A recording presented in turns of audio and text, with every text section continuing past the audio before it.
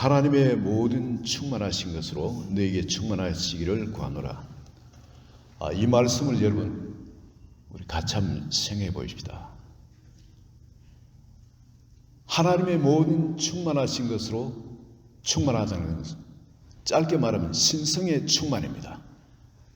신성의 충만으로 우리 한 사람 한 사람에게 충만하기를 사도 바울이 구하고 있는데, 이게 있을 수 없는 일이라면 이것은 가정한 것입니다. 그러나 만약 이것이 실제 우리 삶에 일어날 수 있는 일이라면 우리가 이것을 모르고 산다는 것은 인생 낭비입니다. 왜냐하면 하나님이 예수 그리스도 안에 신성의 모든 충만이 육체로 거하신 것을 보여주셨거든요. 그런데 우리가 예수를 닮기를 생각하지 않고 길을 혹은 목표를 다른 것으로 잡아 산다면 나중에 하나님 앞에 나가서 얼마나 부끄러울 일이겠습니까? 주님이 우리를 향한 소원이 있는 겁니다. 그 소원을 위해서 십자가에 죽어주시기까지 하면서 이것을 받아서 누리라고 말씀을 하시는데, 우리가 그것에 관심이 없다는 것은, 혹은 모르고 있다는 것은 정말 주님 마음을 너무 아프게 하는 일인 겁니다. 사도 바울은 자기가 그 극과 극의 삶을 살아봤던 사람입니다. 그렇기 때문에 이것이 있는 걸 발견하고 자기가 그것을 누리기 때문에 우리에게 그것을 말씀해 주고 있는 겁니다. 사도 바울은 이 신성의 모든 충만이 육체로 거하는 것, 이것을 위해서 먼저 16절에 보시면은 그의 영광의 풍성함을 따라 그의 성령으로 말미암아 너희 속사람을 능력으로 강건하게 하십니다. 이것이 첫 번째 기도였습니다. 성령으로 말미암아 우리 속사람을 능력으로 강건해 하는 것이 우선이라는 겁니다. 우리 그 사람이 있고 속사람이 있습니다. 여러분 아시죠? 또 다르게 표현하면 옛사람이 있고 새사람이 있습니다. 우리 옛사람은 남들 앞에 인정받아야 되고 존중받아야 되고 남보다 잘 돼야 되고 이 세상의 것으로 영광을 받아야 되고 그렇습니다. 그걸 위해서는 우린 모든 걸 다 걸어버립니다. 좋은 학교 가야 되고 좋은 직장을 얻어야 되고 좋은 집을 또 좋은 차를 타야 되고 그리고 남들이 인정받는 좋은 일들을 많이 해야 되고, 그래서 우리 그 사람은 결코 스스로 죽으려 그러질 않습니다. 끊임없이 자꾸 쌓아 올립니다. 그 사람을 인정받기 위해서, 왜냐하면 이 본체가 아니거든요. 우리 옛사람이 그런 존재입니다. 그렇기 때문에 끊임없이 남들과 비교 평가해서 더 인정받는 어떤 그것을 가지려고, 얻으려고 우리의 전부를 그걸 추구를 하고 있습니다. 그게 우리가 살던 옛사람이었습니다. 근데 세상에 사도 바울이 살 때 그 부분에 대해서는 누구보다도 성공한 사람이었죠. 그렇지만은 그 안에 율법의 사람이었기 때문에 본질상 허무한 것을 어찌할 수가 없었습니다. 에베소서 2장 1, 2, 3절처럼 본질상 진노의 자녀입니다. 남들한테 인정받을 때는 잠깐 괜찮은 것 같아요. 뭔가 잘 돼가고 있는 것 같습니다. 그러나 혼자 좀 있으면 마음이 허해집니다. 모든 것이 다 허물어진 것 같고 남의 어떤 비난을 들으면 그걸 견딜 수가 없습니다. 그걸 받을 수 있는 속사람이 없기 때문에 그 비교 평가된 그것이 자기 지금까지 쌓아온 이것이 다 허물어지는 겁니다. 바로 그 세상은 그 사람을 위해서 살아가는데, 지금 사도 바울께서 말씀하시는 건 뭐냐면 이제 그 사람은 우린 예수 그리스도와 함께 십자가에 못 박아 버렸기 때문에 이제 그 속 사람을 성령으로 강건하게 해야 된다는 겁니다. 우리가 성령 충만한 것이 우선입니다. 예수 그리스도 믿고 난 다음에 다른 어떤 것이 우선되는 것이 아니라 성령 충만이 우선입니다. 성령 충만이 되면 나머지는 다 저절로 되는 겁니다. 일단은 성령 충만이 돼야 말씀을 봐도 말씀이 지혜와 계시형으로 우리가 이해가 되어집니다. 왜냐하면 성령께서 지혜와 계시형이기 때문에. 성령 충만이 없이는 성도의 생활을 승리하면서 살아갈 수가 없는 겁니다. 그래서 사도 바울이 16절에 에베소 3장 16절에 그의 영광의 풍성함을 따라 그의 성령으로 말미암아 너희 속사람을 능력으로 강건하게 하시오니, 성령으로 우리 속사람의 능력으로 강건하게 될 때 비로소 우리가 지혜의 계시형이 우리가 읽고 우리가 보는 이 모든 삶에 대해서 하나님이 보시는 각도로 보게 되어지고, 나 자신에 대해서 남이 이야기한 대로의 나가 아니라 하나님이 나를 지으신 그대로 그 목적대로 나 자신을 보게 되고 이해하게 되어집니다. 그때야 비로소 우리가 주님이 기뻐하신 일을 행하게 되어지고, 그리고 성령 충만이 차츰차츰 이렇게 오게 되어지면은 점점 나도 모르게 성령께 이끌리는 삶을 자연적으로 살아갈 수 있게 되어집니다. 그런 내적인 힘을 얻게 되어집니다. 여전히 그 사람이 나를 당기고 이런 일을 하게 하고 저런 생각을 하게 하고 그렇게 이끌더라도 우리 속사람이 점점 힘을 얻고 강해지면서 말씀을 따라갈 수 있는 힘을 얻게 되어지는 겁니다.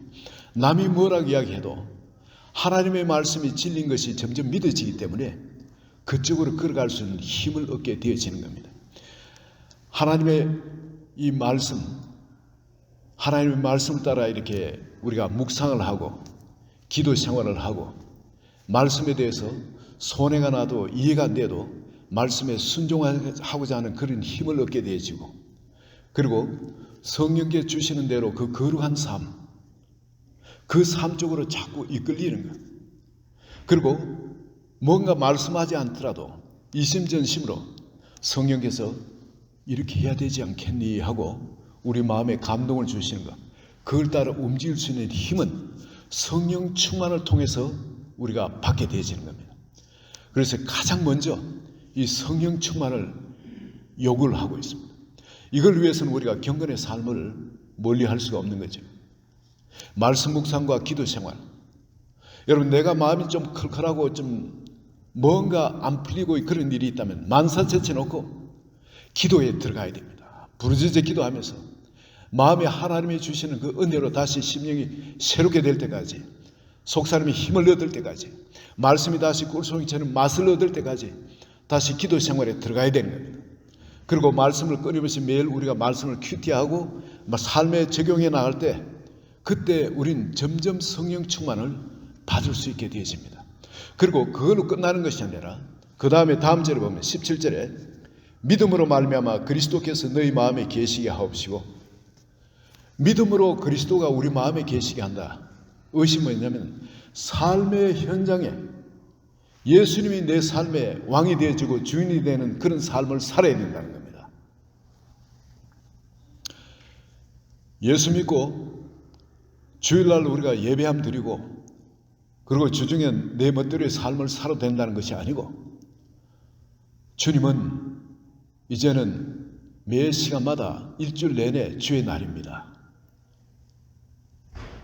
일주일 24시간 365일이 주의 날입니다. 주의 시간입니다. 주의 것입니다. 그분이 이제 우리의 주인이고 왕이 되었습니다. 우리 옛 사람은 이제 끝난 겁니다. 끝나고 우리는 그리스도의 사람이 되었습니다. 예수님께 속한 사람, 그분의 생명이 나를 주장해 사는 사람인 겁니다. 말씀 안에 생명이 있었으니 이 생명은 사람들에게 빛이라.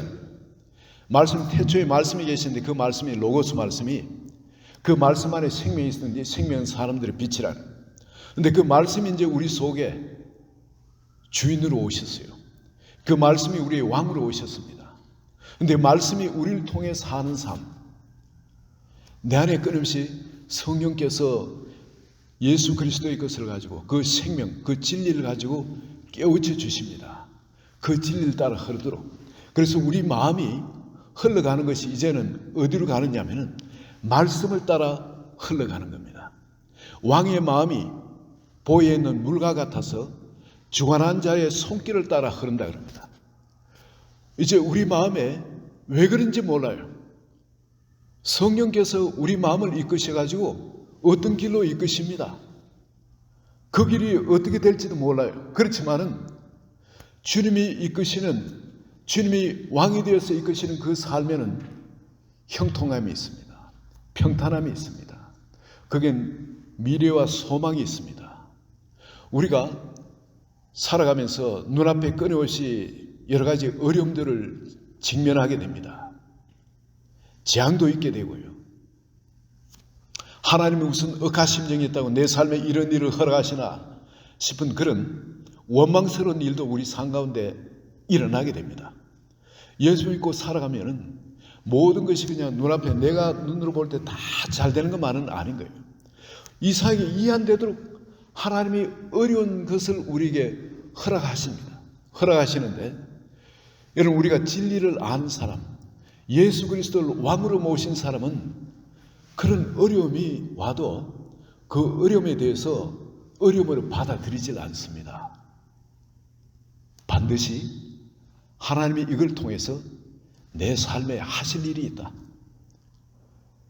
여러분, 다윗의 삶에 이해 안 되는 어려움들이 있었죠. 사울 왕이 나라의 3천 정예병들을 이끌어가지고 특수부대죠. 특수부대를 가지고 자기를 죽이려고 광야에 그렇게 수색을 하는데 하루 이틀이 아닙니다. 막 13년 가까이 그렇게 죽이려고 쫓아오고 도무지 이해가 안 되죠. 그럴 수가 없어요. 관계적으로 봐도 자기가 사위지 않습니까? 그리고 자기가 나라의 1등 공신이지 않습니까? 있을 수 없는 일, 억울하고 부울하고 이건 밤에 잠도 안 오는 그런 일이죠. 모든 거 다 뺏기고 가족들조차 전부 다 그냥 유랑하도록 그렇게 되어지는 이런 일이 일어나는데 원망하지 않습니다. 왜냐하면 다윗은 자기에게 기름 부은 자가 누군가를 알거든요.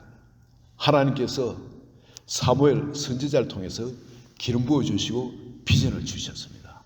어떤 비전입니까? 너는 바로 이 나라의 왕이 된다. 그런 비전을 주셨기 때문에 그 비전을 붙드니까 이 사람은 현재를 살지 않습니다. 앉아서 썸뿌리를 붙들고 살지 않습니다. 미래를 삽니다. 하나님께서 반드시 자기를 왕을 세울 걸 알기 때문에 끊임없이 그분의 마음을 바라보고 그분이 뭐를 원하는지 그걸 생각하면서 그분을 기쁘게 하는 그 믿음의 삶을 걸어갑니다. 시간적으로 좀 오래 걸릴 수도 있어요. 그러나 그것은 하나님의 완벽한 시간이 차기까지 하나님이 그런 연단을 멈추질 않으십니다. 여러분, 우리 삶에 이해 안 되는 이런 일 저런 일이 있다고 해서 쉽게 우리에게 주신 비전을 포기해서는 안 됩니다. 그리고 쉽게 세상과 타협해서도 안 됩니다. 여러분, 우리가 가는 길은 거룩한 길입니다. 여러분, 하나님이 우리를 부르신 부르심의 소망이 뭐냐면 하나님을 닮는 거예요. 이 세상에 어떤 다른 이걸 많이 가지고 저걸 많이 가지고 인정받고 그것이 아니라 주님을 닮는 이 세상에 복의 근원으로 살도록 우리를 불러주신 겁니다. 그 부르심의 소망을 붙드는 사람은 세상과 결코 타협할 수가 없습니다.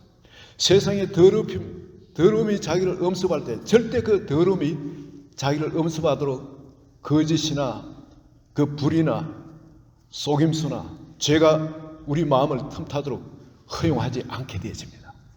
왜냐하면 그분이 십자가를 통해서 우리를 향한 그 부르심의 소망이 얼마나 완벽하고 엄청난 것인지 그것을 어떤 대가를 지불하시고 우리에게 그걸 내밀고 계신지 그걸 알기 때문에 우리가 그분의 손을 잡지 세상의 손을 잡지 않게 되어지는 겁니다. 여러분, 그뿐만 아니라 여러분, 우리 한 사람 한 사람에게 허락한 그 기업들, 정말 우리가 때가 되면 다윗에게 그 왕국을 기업으로 주시지 않습니까? 아무것도 없는 그 방랑자, 쫓겨다니는 그런 자에게 하나님께서 하나님 때가 인격적으로 거룩이 준비되어지면 왕국을 기업으로 주십니다.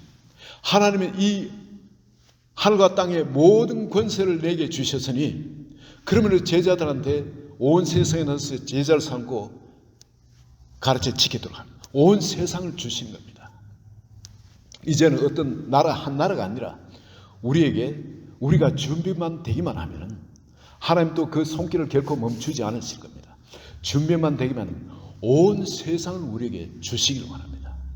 온 세상이 우리의 나와리.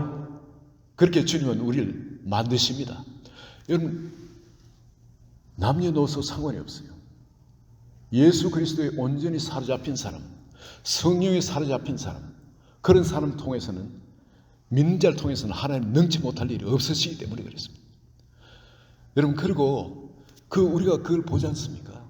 하나님이 그 죽은 자도 일으키시는 그 하나님이 정말 말씀에 온전히 매인 사람, 사로잡힌 사람을 통해서 하나님이 어떤 일을 하시는지 이 성경 역사를 통해서 우리가 보지 않습니다. 노아, 그 말씀에 사로잡혀서 미친 듯이 산꼭대기에서 산호에서 방주를 짓던 그 사람, 절대 비가 안 오는 그런 시절에 자기의 사제를 다 털어가지고, 그 미쳐도 보통 미친 것이 아니죠. 그러나 말씀에 사로잡힌 사람, 하나님의 언약에 사로잡힌 사람에게는 하나님이 그 언약을 확실하게 그렇게 일해주는 걸, 그 능력이 얼마나 크고 어마어마한 것인지 우리가 그걸 보지 않습니까? 역사를 통해 보십니다. 바로 그 하나님의 그뿐만 아니라 이미 우리를 십자가를 통해서 그 은혜로 우리를 구원해 주시되 우리를 어디다 앉혔습니까? 보좌 우편에, 예수님과 함께 보좌 우편에 우리를 이미 앉히셨다. 과거에 이미 끝나버린 겁니다. 이미 성경의 시절 보면 앉히셨다, 과거 시절입니다. 도무지 이해가 안 되집니다. 어떻게 우리 같은 자를 하늘에 하나님의 보좌 우편에, 예수님과 함께 그 우편에 함께 앉히시냐 이겁니다. 우리를. 이 엄청난 일을 여러분 생각만 해도 여러분 잠을 못 잡니다. 나에게 이런 영원한 미래가 보장되어 있다는 겁니다. 예수 그리스도의 부활의 영체, 사람들 앞에 나타났다 사라지기도 하고 말이죠. 40일간 못 믿는 제자들은 보여주신 그 부활의 영체를 우리가 있고 예수님과 함께 천국에 영원히 사는 것, 그 이미 그 보좌 우편에 예수님과 함께 앉히셨다는 것, 여러분 이걸 생각만 하셔도 가슴이 뜁니다. 나 같은 자를 어찌 주님이 이렇게 이런 엄청난 은혜를 베풀어 주시냐는 겁니다. 우리의 목표가 이 세상에 잘 먹고 잘 사는 것이 아니지 않습니까? 웰빙이 아니지 않습니까? 영원한 나라, 그 나라의 주님과 함께 영원히 사는 것, 부활하는, 부활의 영체를 입고 그분과 함께 사는 것, 그게 우리가 믿는 궁극적인 골 아닙니까? 그런데 그걸 주님은 이미 믿음 안에서 일어놓으신 겁니다. 일어놓으시고 우리를 부르시는 거예요. 이제 그 삶을 살기 위해서는 이 세상에서 우리는 끊임없이 그분이 우리의 왕이 되는 삶, 믿음으로 사는 삶, 그분이 우리의 왕이 되어서 우리가 믿음으로 그 삶을 사는 연습을 해야 됩니다.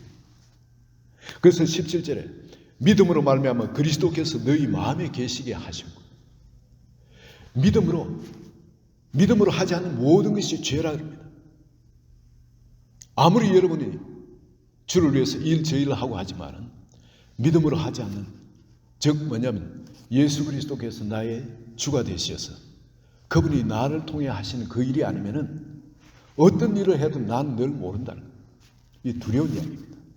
그러나 얼마나 또 신나는 이야기인지도 모릅니다. 왜냐하면은 우리는 이제 이것저것 염려해가지고 걱정할 필요 없는 그런 삶, 더 이상 두려움이 없는 삶, 염려가 없는 삶, 이 새로운 믿음의 삶을, 이 새로운 길을 우리에게 주셨거든요.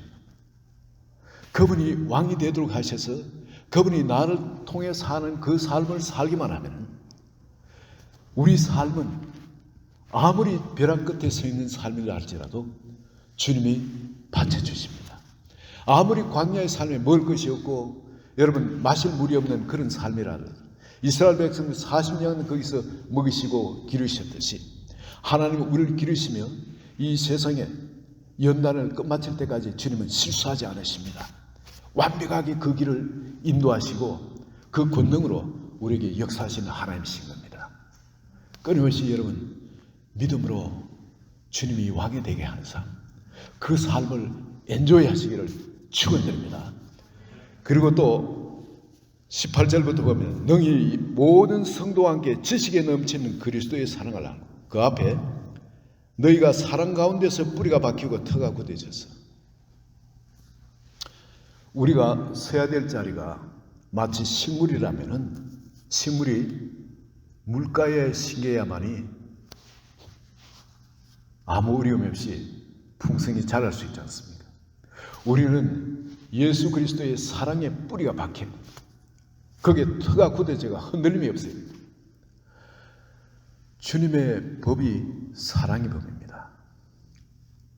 우리가 이 세상에 그 사람이 이것도 하고 저것도 하고 할 수도 있지만 예수 믿고 나면 그 사람과 속 사람이 연합돼 가지고 구분이 잘 안 되면은 그 사람이 하는 것도 주님이 기뻐하실 거고 속 사람이 하는 것도 주님이 기뻐하실 거고 아직 혼돈되는 그런 상태의 초신자는 있을 수 있습니다만 점점 믿음이 자라감에 따라서 그 사람이 하는 것, 속 사람이 하는 게 구분이 되어집니다. 그 사람이 하는 그쪽에 아무리 그럴듯하고 그 길이 놓인다 할지라도 그걸 과감히 그냥 떨쳐버릴 수 있는 사람은 많이 성숙한 사람입니다. 그런데 우리가 해야 될 것은 뭐냐면은 그 속 사람이 모든 일의 동기가 사랑이 되어야 된다. 아가페 사랑. 아가페 사랑으로 하지 않는 모든 것은 나는 너를 모른다는 겁니다. 이거 우리가 두렵게 생각해야 될 겁니다. 그 동기가 하나님을 사랑하는 것으로 사람을 사랑하는 것으로 하나님의 법 안에서 사랑의 법에서 나오지 않는 것은 하나님 나는 너를 모른다는 겁니다. 내가 그것을 남들이 알아주는 만큼 더 많이 할수록 하나님한테 미움받는 자리에 들어간다는 이야기입니다. 사람한테 칭찬받는 것이 하나님께 미움받는 것을 알지 못하는 이야기입니다. 주님의 법은 아가페 사랑의 법입니다. 여러분 미국도 그렇고 한국도 그렇고 법을 어기면은 감옥에 들어가죠. 주님의 법은 아가페 사랑의 법입니다. 우리가 그 아가페 사랑의 법을 떠나가지고 산다면은 그 사람은 천국 백성으로 사는 게 아닌 겁니다. 우리에게 이제 다른 법을 주시지 않았어요. 아가페 그 사랑의 법입니다. 바로 주님께서 우리를 위해서 피 흘려 주신 그 아가페 사랑, 그 십자가 사랑의 뿌리를 박아야 됩니다. 그리고 거기에서 흔들림이 없어야 됩니다. 터가 굳어져야 됩니다. 우리 개인적으로 말이죠. 한 사람 한 사람 개인적으로 주님이 요구하시는 게 하나님의 성령으로 충만함을 요구를 하십니다. 우리 속 사람이 그래야만 비로소 강건해질 수 있습니다. 그리고 또한 말씀이신 그분이 우리에게 왕이 될 수 있도록 믿음의 삶을 살아야 돼요. 끊임없이 그분을 주인으로 왕으로 모시고 사는 그 삶을 살아야 돼요.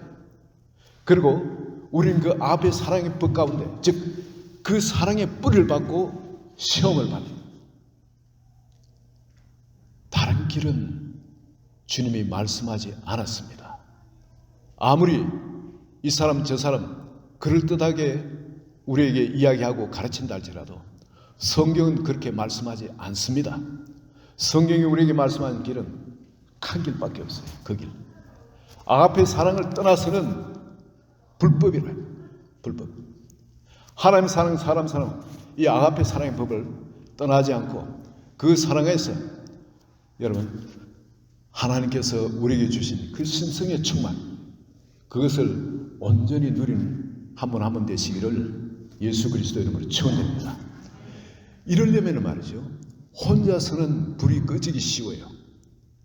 그래서 주님께서 우리에게 말씀하신 것은 여기 18절에 능히 모든 성도와 함께 지식에 넘치는 그리스도의 사랑을 알고 모든 성도와 함께 혼자가 아닙니다. 여러 성도 우리 교회 우리 성도님들이 같이 연합돼 가지고 이러한 분들이 한 분 한 분 모여들 때 교회는 신성에 충만히 거할 수 있는 그런 곳이 된다는 겁니다. 우리 개인으로 할 수 있는 일도 있습니다. 그러나 교회가 하는 일은 이제 예수 그리스도 부활 승천하시고 난 다음에 교회의 머리가 되시고 예수님이 머리가 되십니다. 그리고 우리를 몸으로 만드셨어요. 몸으로. 그래서 우리 한 사람 한 사람이 이런 사랑으로 연합되어질 때 그 속에 예수 그리스도께서 머릿돌이 되시고 우리 성도님 한 분 한 분이 바로 그 성전을 짓는 돌이 되어서 서로 상호 연합되어 가지고 성전이 지어져 갈 때 바로 그 속에 하나님의 신성의 충만이 거하실 수 있다. 예수님께서 육체로 거하실 때 신성의 모든 충만이 그 육체에 거하셨죠. 그리고 우리가 그걸 볼 수 있었습니다. 이제는 교회의 머리로 계시면서 우리 한 분 한 분 성도님이 같이 연합되어질 때 우리 예수 그리스도 안에 있던 그 신성의 충만을 우리가 볼 수 있었던 것처럼 이제는 우리 교회를 통해서 그 신성의 충만을 드러내시겠다는 겁니다. 바로 교회가 바로 그런 교회가 되어질 때 베드로가 가는 곳마다 심지어 길거리에 그림자만 닿아도 사람들이 치유가 되어지는 그런 기적들도 일어납니다. 죽은 자들도 돌아가야 일어나라 말 한마디에 또 나사로에 나오라 하면서 무덤 속에 나사로에게 명령할 때처럼 돌아가에게 그 말할 때 그 신적인 권세가 신성의 모든 충만으로 그 말이 권능으로 그게 역사가 일으킵니다. 심지어 사도 바울도 그걸 경험했거든요. 자기가 교회를 여기저기 교회 개척을 하다 보니까 나중에 에베소에서 믿는 사람 12명 제자를 데리고 따로 교회를 개척해가지고 그 사람들과 함께 정말 주님이 원하시는 그 교회가 되도록 기도하면서 교회를 세워나갈 때 신성의 충만이 그곳에 임하면서 그것을 통해서 온 아시아에 복음을 듣지 않는 사람이 없도록 신성의 충만이 그를 통해서 나타나기 시작합니다. 심지어 사도 바울의 손수건에 다인 사람들도 멀리 아무리 멀리 떨어져 있더라도 그 손수건을 갖다 얹기만 해도 악기가 떠나고 사람들이 낳는 그런 역사가 일어납니다. 왜? 신성의 모든 충만함이 그곳에 임하였기 때문에 그 교회에 임했기 때문에 그 기름 부음이 거기서 넘쳤기 때문에 그 기름 부음을 받은 그 수건을 갖다 얹어도 그런 역사가 일어나는 하나님은 여러분 우리 교회가 우리 성도는 한 분에 한 분에 모여서 개인적으로도 우리가 그런 충만한 가운데 들어가야 되지만 예수 그리스도를 주로 모시고 그런 삶의 현장에서 믿음의 선한 싸움을 쌓아 나가야 되지만 그리고 또한 여러분 그 사랑 가운데 아가페 사랑의 법 가운데 뿌리를 받고 터가 굳어져야 되지만 그러나 교회 안에서 말이죠. 우리 한 번 한 번 볼 때 우리 그 사람끼리 보는 그런 눈이 아니라 주님이 보시는 그 눈으로 그 사랑의 넓이가 어떠한지 그분은 아무리 멀리 떨어져 있는 사람은 아무리 나하고 가까이 절대 할 수 없는 그런 사람일지라도 주님은 그분을 위해서 죽어주신 분입니다. 그 사랑의 넓이와 그 사랑의 깊이 말이죠. 그 창이 가슴 끝까지 찔려가지고 피 한 방울 남기지 않고 물 한 방울 없이 다 그 쏟아질 때까지 발과 손에 그런 찔림을 당하면서 그걸 다 받아주시는 그 깊이, 그 사랑의 깊이. 우린 조금 말이 상처를 낸다 해서 그 사람하고 왼수지고 하는 그런 자리가 아니라 어떤 찔림이 있다 할지라도 어떤 아픔이 있다 할지라도 아버지 그걸 주시는 것 그걸 다 받아들이는 그 자리 그 자리가 신성의 충만히 임할 수 있는 그런 복된 자리라는 겁니다. 이게 그뿐만이 아니라 여러분 그 사랑의 높이 그 높이를 우리가 또 알아야 됩니다. 절대 우리가 오를 수 없는 상상도 할 수 없는 그 믿음의 세계 그 하나님 나라 그게 하나님과 함께 하신 분이 저 마국간에 찾아오신 그 사랑의 높이가 우리가 어떻게 청량을 할 수 있습니까? 그러면서 십자가의 그 고난 그대로 다 당해 주신 그 높이 하나님께서 우리에게 은혜로 허락하시는 이 엄청난 이 신성의 충만 이것은 우리가 붙들 수 없는 멀는 곳에 있는 것이 아니라 성경 이야기 속에 있는 그런 것이 아니라 주님은 그 십자가의 그 사랑을 통해서 우리에게 제공하시면서 우리가 누리도록, 그리고 영광스러운 삶을 살 수 있도록 우리에게 제시하고 계신 겁니다. 저는 이 자리에 계신 분들 한번 이 비전에 사로잡힌 한 분 한 분 되시기를 축원드립니다. 우리가 이 신성의 충만이 육체를 구할 수 있다는 이것을 우리가 믿음으로 붙들지 않는다면, 이것을 추구하지 않는다면 하나님 앞에 정말 부끄럽고 죄된 생활인 겁니다. 오늘 다시 이 말씀을 요약합니다. 그 영광의 풍성함을 따라 우리 속에 주신 성령 충만, 하나님의 영으로 우리가 충만하도록, 그래서 속 사람을 능력으로 강건한 것, 그리고 두 번째는 믿음으로 그리스도께서 우리의 왕이 되시는 그 삶, 삶의 현장에서 말씀이 우리의 왕이 된다는 것은 우리를 부정적으로 보는 모든 것을 긍정으로 보는 겁니다. 마이너스 되는 모든 것을 플러스로 보는 겁니다. 왜? 하나님이 그러신 분이기 때문에. 죽은 자도 살리신 분이 하나님이십니다. 너희를 향한 나의 생각을 내가 하나니 재앙이 아니라 평안이요 미래와 소망을 주는 생각이라. 주님은 그걸로 십자가로 이미 확정을 해놓으셨습니다. 어떤 죽을 질병이 있다 할지라도 그럼 내가 채찍을 맞으면 너희는 나음을 입었다 선포를 해 주셨습니다. 지금까지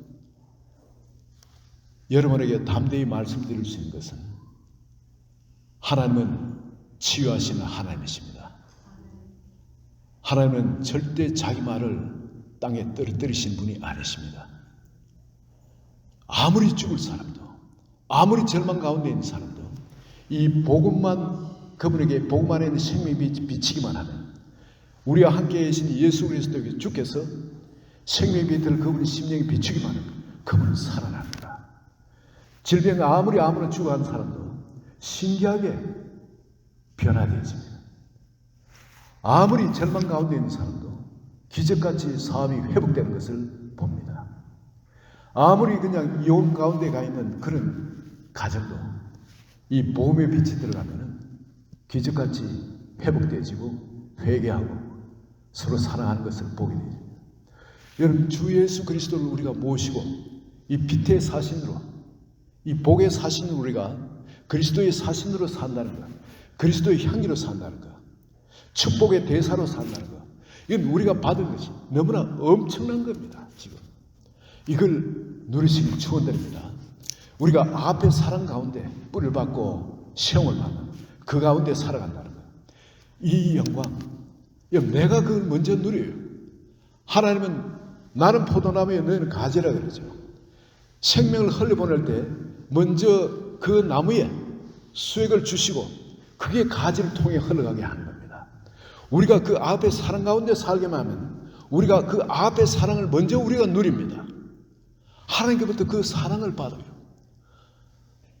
그냥 어린애처럼 시도 때도 없이 울 수밖에 없는 그 은혜와 그 사랑이 먼저 우리 가슴을 적시고 우리를 통해서 다른 사람에게 그 생명이 흘러가도록 우리를 사용하시는 분이 하나님이십니다. 그래서 가지 끝에 열매가 맺히도록 주님은 역사를 하신 겁니다. 오늘 주님이 우리에게 말씀하시는 것은 시시한 자리가 아닙니다. 바로 이 엄청난 영광, 신성의 모든 충만함이 우리 한 분 한 분한테 임하도록, 또 우리 교회에 임하도록, 그리고 또한 세상의 주 영광으로 나타나도록 엄청난 자리로 우리를 불러주신 것, 이 자리를 놓치지 않는 복의 그런 데는 한 분 한 분 되시기를 예수 그리스도 이름으로 축원드립니다.